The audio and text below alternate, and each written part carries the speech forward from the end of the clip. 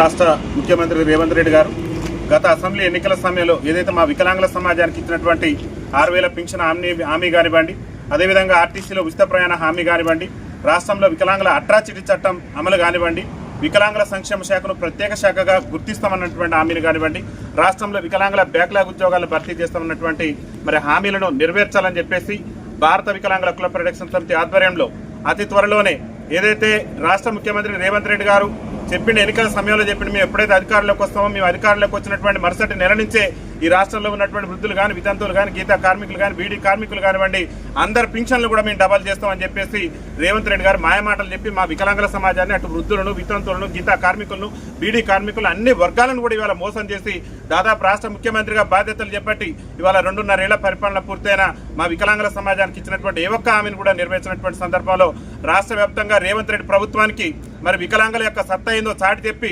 రేవంత్ రెడ్డి ప్రభుత్వాన్ని గద్దెదించడమే లక్ష్యంగా అతి త్వరలోనే రేవంత్ రెడ్డి పార్టీ భవనం అయినటువంటి గాంధీ భవన్ ముట్టడి కోసం భారత వికలాంగుల కుల ప్రొటెక్షన్ సమితి పెద్ద ఎత్తున లక్షలాది మంది వికలాంగుల సమాజాన్ని హైదరాబాద్ తరలించడమే లక్ష్యంగా మా యొక్క ఉద్యమ కార్యాచరణను సిద్ధం చేస్తున్నటువంటి క్రమంలో ఇవాళ మోతే మండలం హుసేనాబాద్ లో ముఖ్య నాయకులతో సమావేశం నిర్వహించుకోవడం జరిగింది. ముఖ్యంగా రాష్ట్ర ముఖ్యమంత్రి గారికి మేము ఒకటే విజ్ఞప్తి చేస్తున్నాం, మీరు ఇచ్చినటువంటి హామీలే మీకు గొంతమ్మ కోరికలు ఏమి కోరట్లేదు. మీరు అసెంబ్లీ ఎన్నికల సమయంలో మా వికలాంగుల సమాజాన్ని నమ్మించి మా ఓట్లను ఇవాళ కొల్లగొట్టి ఇవాళ రాష్ట్ర ముఖ్యమంత్రిగా ఇవాళ మీరు మా ఓట్లతో గద్దెనెక్కి మా వికలాంగుల సమాజాన్ని విస్మరించడం అంటే ఇంతకంటే దౌర్భాగ్యం లేదు. రేవంత్ రెడ్డి గారు ముఖ్యమంత్రి అయిన కాడి నుంచి కూడా అడుగడుగున మా వికలాంగుల సమాజం మీద వివక్ష ప్రదర్శిస్తూనే ఉన్నారు. వికలాంగుల సమాజం మీద రాష్ట్రంలో దాడులు పెరిగిపోతున్నాయి, వికలాంగుల చట్టాలు అనేటటువంటి ఉల్లంఘించబడుతున్నాయి. ఇవాళ పోలీస్ స్టేషన్లో రాష్ట్ర ముఖ్యమంత్రి గారు చెప్పిండు, మా కాంగ్రెస్ పార్టీ అధికారంలోకి వస్తే ఈ రాష్ట్రంలో వికలాంగుల అట్రాసిటీ చట్టాన్ని సమర్థవంతంగా అమలు చేస్తామని చెప్పేసి మీరే కాంగ్రెస్ పార్టీ అభయాస్త్రం ఎన్నికల మేనిఫెస్టోలో 29 అంశాల్లో పేర్కొన్నారు. ఇవాళ రాష్ట్రంలో వికలాంగుల మహిళల మీద, వికలాంగుల మీద దాడులు పెరిగిపోతుంటే ఒక్క చట్టాన్ని ఎక్కడ కూడా మీరు ఏ రాష్ట్రంలో ఏ పోలీస్ స్టేషన్లో కూడా వికలాంగుల హక్కుల చట్టానికి సంబంధించి పకడ్బందీగా అమలు చేసినటువంటి దాఖలాలు మీకు ఒకటే విజ్ఞప్తి చేస్తున్నాం రాష్ట్ర ముఖ్యమంత్రి గారికి. ఇప్పటికైనా సమయం ఇప్పటికే మించిపోయింది. మాకు ఎన్నికల సమయంలో ఇచ్చిన హామీ మేరకు మా పింఛన్లు పెంచాలి. ముఖ్యంగా మీరు ఏదైతే ఆర్టీసీలో మహిళలకు ఉచిత ప్రయాణం ఇచ్చి మా వికలాంగుల సమాజానికి ఇవ్వకుండా మా పట్ల వివక్ష ప్రదర్శించే ప్రయత్నం చేస్తున్నారు. గౌరవ రాష్ట్ర ఆర్థిక మంత్రి, రాష్ట్ర రవాణా శాఖ మంత్రి ఉన్నటువంటి పొన్నం ప్రభాకర్ గారు కూడా మేము ఒకటే విజ్ఞప్తి చేస్తున్నాం, ఆర్టీసీలో వెంటనే వికలాంగులందరూ కూడా 100% రాయితీతో అన్ని బస్సులలో మాకు ఉచిత రవాణా సౌకర్యం కల్పించే విధంగా రాష్ట్ర ప్రభుత్వం, రాష్ట్ర ముఖ్యమంత్రి రేవంత్ రెడ్డి గారు వెంటనే నిర్ణయం తీసుకోవాలని చెప్పేసి కూడా మేము విజ్ఞప్తి చేస్తున్నాం.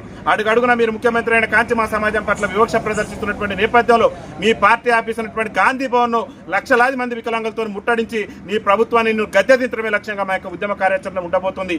అప్పటిదాకా మీరు తెచ్చుకోకుండా, గాంధీ భవన్ ముట్టడి దాకా మీరు తెచ్చుకోకుండా మీకు వికలాంగుల సమాజం మీద చిత్తశుద్ధి ఉంటే తక్షణమే మాకు ఇచ్చినటువంటి హామీలు నెరవేర్చాలని చెప్పేసి, ముఖ్యంగా రాష్ట్రంలో అతి త్వరలోనే రాబోయేటటువంటి గ్రేటర్ హైదరాబాద్ ఎన్నికల్లో కూడా మా వికలాంగులకు ప్రత్యేకమైనటువంటి రాజకీయ రిజర్వేషన్ కల్పించిన తర్వాతనే ఈ రాష్ట్రంలో జీహెచ్ఎంసీ ఎన్నికలు నిర్వహించాలి. మీ కాంగ్రెస్ పార్టీ అగ్రనాయకుడైనటువంటి రాహుల్ గాంధీ గారు చెప్పారు, అనేక బహిరంగ సభలో, అనేక వేదికల్లో ఏఐసీసీ ఎన్నికల మేనిఫెస్టోలో కూడా మీరు పొందుపరిచారు.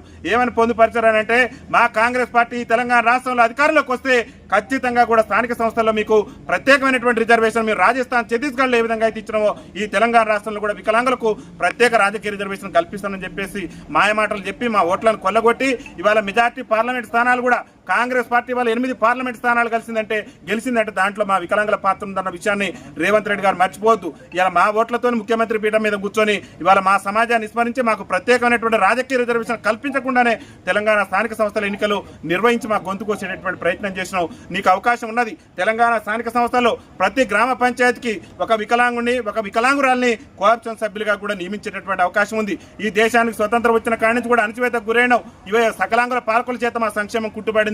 సకలాంగుల పాలకులు ఇవాళ తెలంగాణ రాష్ట్ర అసెంబ్లీలో 119 మంది ఎమ్మెల్యేలు ఉంటే ఏ ఎమ్మెల్యే కూడా వికలాంగుల సమస్యల మీద గలం ఇప్పట్లేదు. అందుకనే చట్టసభలలో మాకు పంచాయతీ నుంచి మొదలు పెడితే పార్లమెంట్ వరకు కూడా రాజకీయ రిజర్వేషన్ కల్పించాలని మేము డిమాండ్ చేస్తున్నాం. ఆ కోణంలోనే మీకు అగ్రనాయకుడైనటువంటి రాహుల్ గాంధీ గారు గొప్పలు చెప్పే ప్రయత్నం చేశారు. మేము ఖచ్చితంగా తెలంగాణ స్థానిక సంస్థల ఎన్నికల్లో వికలాంగులు రిజర్వేషన్ ఇస్తానని, మాకు రిజర్వేషన్ ఇవ్వకుండా మీరు స్థానిక సంస్థల ఎన్నికలు నిర్వహించి మాకు గొంతు కోసే ప్రయత్నం చేసినా మేము బాధపడలేదు. దయచేసి మేము రాష్ట్ర ముఖ్యమంత్రి గారికి ఒకటే విజ్ఞప్తి చేస్తున్నాం, మీకు మా వికలాంగుల సమాజం పట్ల చిత్తశుద్ధి ఉంటే ఎన్నికల సమయంలో ఇచ్చినటువంటి హామీలు నెరవేర్చడంతో పాటు మీరు ఏదైతే ఏఐసీసీ ఎన్నికల మేనిఫెస్టోలో చెప్పిన విధంగా తెలంగాణ గ్రామ పంచాయతీ ఎన్నికల్లో వికలాంగులకు ప్రత్యేక రిజర్వేషన్ కల్పించే విధంగా ప్రత్యేక చట్టం చేసి ఇప్పటికైనా కోఆప్షన్ సభ్యులుగా నియమించే విధంగా చర్యలు తీసుకోవాలి. ముఖ్యంగా జిహెచ్ఎంసీ ఎన్నికల్లో వికలాంగులకు రిజర్వేషన్ కల్పించిన తర్వాత ఈ తెలంగాణ రాష్ట్రంలో జిహెచ్ఎంసీ ఎన్నికలు నిర్వహించాలని చెప్పేసి కూడా రాష్ట్ర ముఖ్యమంత్రి రేవంత్ రెడ్డి గారికి మేము విజ్ఞప్తి చేస్తూ, రాష్ట్ర ముఖ్యమంత్రి రేవంత్ రెడ్డి గారు ఎన్నికల సమయంలో ఇచ్చినటువంటి హామీలు ఇప్పటికే విస్మరించి మా సమాజాన్ని మోసం చేసిండు.